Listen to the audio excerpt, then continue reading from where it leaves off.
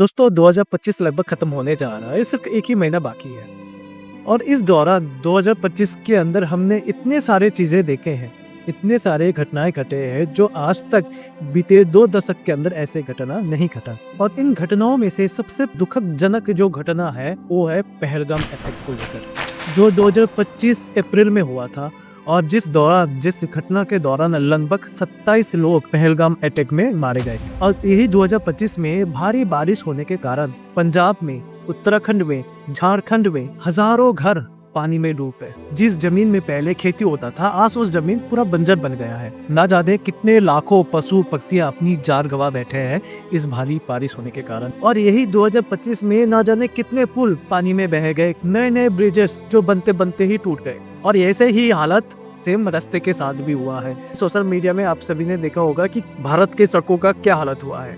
2025 के पहले आपने देखा होगा कि स्टूडेंट प्रोटेस्ट करते थे। पहले एसएससी एग्जाम को लेकर, पेपर लीक को लेकर स्टूडेंट प्रोटेस्ट करते थे, लेकिन इस साल 2025 में स्टूडेंट के साथ साथ टीचर भी प्रोटेस्ट में उतर आए हैं। ऐसा हालत हुआ है कि बच्चों को सहारा देने के लिए टीचर को भी मैदान में उतरना पड़ा। लेकिन रिजल्ट क्या हुआ? रिजल्ट में इन सारे टीचर को पकड़ कर वैन में डाला गया। कुछ टीचर को तो गिरफ्तार भी किया गया है इस दौरान। पुलिस पकड़ के ला रही है लगातार बच्चों को। बचाओ। तो ये बच्चे जो है कि लगातार बचने की कोशिश कर रहे हैं। पुलिस धक्का दे देकर डिटेन कर रही है। बस में डालकर ले जा रही है डिटेन करने के लिए। जबरदस्ती खींचा जा रहा है। टीचरों के साथ दुर्व्यवहार कर रहे हैं लोग। बुरा व्यवहार नहीं बचेगा। मारो जितना मारोगे मारो। क्या मारोगे? गलत मारा जा रहा है सर, गलत मारा जा रहा है सर। हमने कोई गलती नहीं की सर। बच्चों के लिए लड़ रहे हैं हम। जबरदस्ती क्यों? पिछले 4 घंटे से हमारे साथ में गलत हो रहा है। हमने क्या गलत किया है? बॉम्ब फोड़ा है कहीं पे बच्चों के खिलाफ जो अन्याय। 4 घंटे से पुलिस स्टेशन ले गए। गलत क्या है इसमें? अब जंतर मंतर चले जा रहे हैं। एसएससी चोर है। अब जंतर मंतर लेके जा रहे हैं। मैंने 4 घंटे से पुलिस हमें घुमाई जा रही है।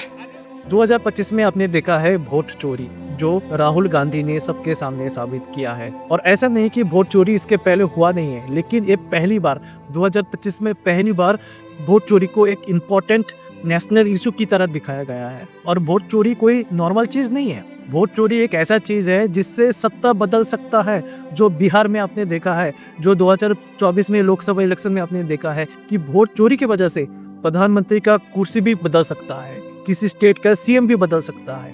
इसके अलावा आपने देखा होगा कि दिल्ली में, मध्य प्रदेश में, उत्तर प्रदेश में लगभग उन जगह जहां पर बीजेपी सरकार है वहां पर बुलडोजर चलाकर लोगों का घर तोड़ा गया है। जितने भी झुग्गियां है, झोपड़ियां है, उन सारे घरों को तोड़ा गया है। और ये सारे चीजें 2025 में बहुत ही लार्ज स्केल में देखा जा रहा है। हालत ये हुआ है कि दिल्ली के लोग रो रहे हैं कि हमने बीजेपी सरकार को क्यों लाया। और यही 2025 में डोनाल्ड ट्रंप ने भारत के ऊपर 100% का टैरिफ लगाया है। अब सोच के देखिए, बीते 3 दशक से जहाँ पर भारत और यूएसए दोस्त रहे हैं, भारत और यूएसए के बीच में, अमेरिका के बीच में दोस्ती का पैगाम रहा है। आज 2025 में यूएसए भारत का दुश्मन बन चुका है।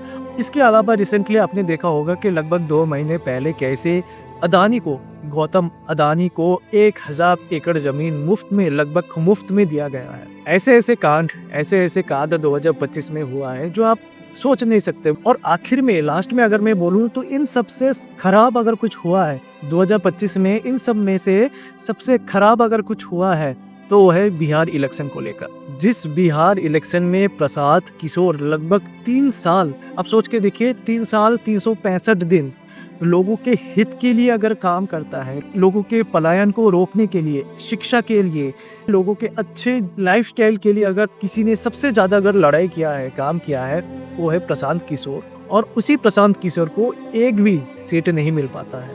और इससे ये बात पूरी तरह से साबित होता है, इस इलेक्शन से ये बात पूरी तरह से साबित होता है कि लोग नहीं चाहते कि वो अच्छी जिंदगी जिए। ठीक है ना?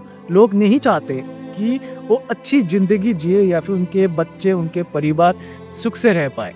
अब कोई इंसान अगर अपने भले के बारे में नहीं सोचेगा तो सरकार काम क्यों करेगा? जाहिर सी बात है, सरकार काम क्यों करेगा? अब देखिए, यहाँ पर अगर हम देखें राहुल गांधी या फिर प्रशांत किशोर, इन लोगों का कोई नुकसान नहीं हुआ है। अगर मैं पर्सनली बताऊं, अगर मैं अपनी सोच बताऊं, तो मुझे लगता है कि इन लोगों का कोई नुकसान नहीं हुआ है, क्योंकि इन लोगों के पास इतना पैसा है।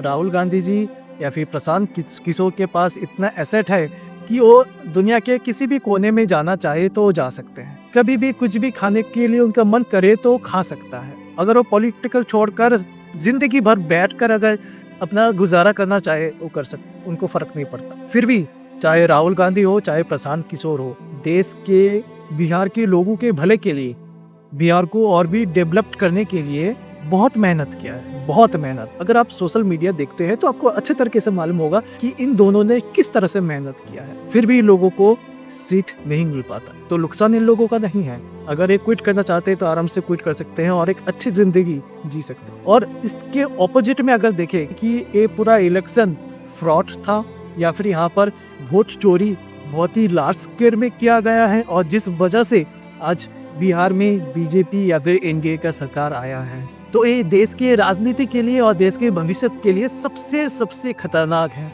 क्योंकि अब चाहे किसी भी स्टेट में कोई भी इलेक्शन हो, चाहे कोई भी इलेक्शन क्यों ना हो, बीजेपी सरकार ही आएगा। चाहे वो वेस्ट बंगाल क्यों ना हो, वहाँ पर भी बीजेपी सरकार आ जाएगा अगर वोट चोरी बिहार में हुआ है।